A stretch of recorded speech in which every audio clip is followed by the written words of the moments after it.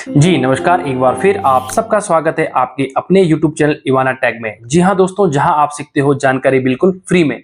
जैसे कि आपने मेरी पिछली वीडियो में देखा होगा कि अगर आपका डेट ऑफ बर्थ, नाम, फादर का नाम या मदर का नाम या कोई और भी डेटा संबंधित मिसमैच आ रहा है आपके यूएन प्रोफाइल में, तो आप किस तरह से उसे चेंज कर सकते हो।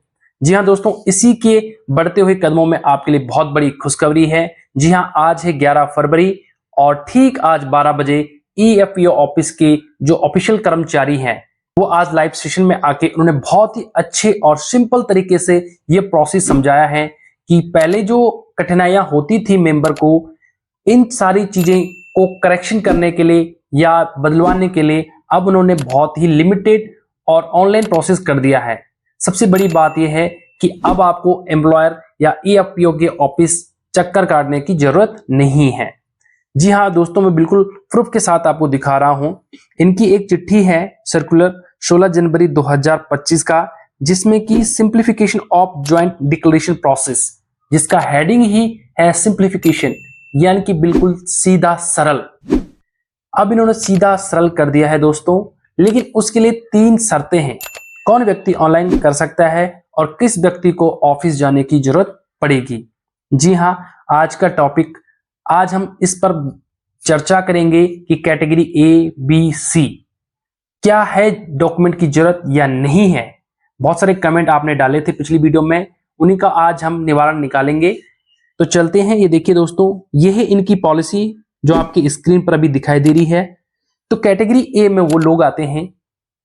जी ध्यान से सुनना, क्योंकि दोस्तों आप प्लीज रिक्वेस्ट है, प्लीज ध्यान से सुनो। अगर समझ में ना आए वीडियो को 2-3 बार देख लो, ये फ्री चलती वीडियो, ठीक है, लेकिन आपको समझना पड़ेगा। जिस व्यक्ति का 1 अक्टूबर 2017 के बाद यूएएन यूनिवर्सल अकाउंट नंबर आधार बेस्ड जनरेट किया गया है। जी हाँ, एक बार दोबारा बता देता हूं। जिस व्यक्ति का 1 अक्टूबर 2017 के बाद यूएएन नंबर आधार बेस्ड जनरेट किया गया है, उसके लिए ये सारी प्रक्रिया ऑनलाइन ही है। उस व्यक्ति को ना तो एम्प्लॉयर के पास जाने की जरूरत है, ना ही ईएफपीओ के पास जाने की जरूरत है। वो अपने ही मोबाइल फोन से अपना नाम, date of birth, gender, spouse का नाम, माता का नाम, पिता का नाम, date of joining, date of exiting, जो भी आप अपने प्रोफाइल में करेक्शन करना चाहते हो दोस्तों, वो अब आप खुद ऑनलाइन कर सकते हो। कैटेगरी ए में जो व्यक्ति आते हैं उनको कोई भी डॉक्यूमेंट अपलोड करने की जरूरत नहीं है। अब करते हैं कैटेगरी बी की बात। कैटेगरी बी में वो लोग आएंगे जिनका यूएन नंबर 1 अक्टूबर 2017 से पहले का है, लेकिन आधार कार्ड से वैलिडेट किया गया है। जी हां, दोबारा सुनना। जिस व्यक्ति का 1 अक्टूबर 2017 से पहले मेंबर आईडी जनरेट की गई है, लिंक की गई है यूएन नंबर के साथ, लेकिन उसका आधार कार्ड यानी कि उसके आधार कार्ड का नाम, डेट ऑफ बर्थ और जेंडर ईएफपीओ ऑफिस की रिकॉर्ड से मैच होना चाहिए, यानी कि वैलिडेशन हो चुका है, तब जाके वो कैटेगरी बी में फॉल करेगा। अदरवाइज वो कैटेगरी सी में आएगा। तो कैटेगरी बी वाले भी दोस्तों, इनको भी कहीं जाने की जरूरत नहीं है। उनका जो ज्वाइंट डिक्लेरेशन रिक्वेस्ट है वो ऑनलाइन सबमिट हो जाएगा। अब आपको कोई टेंशन लेने की जरूरत ही नहीं है। जो भी आप करेक्शन करना चाहोगे वो आप सिर्फ अपने मोबाइल से ही कर पाओगे। ना एम्प्लॉयर के पास जाने की जरूरत है, ना ईएफपीओ के पास जाने की जरूरत है, ना कोई लंबा चौड़ा पिछली बार की तरह ज्वाइंट डिक्लेरेशन फॉर्म को भरने की जरूरत है।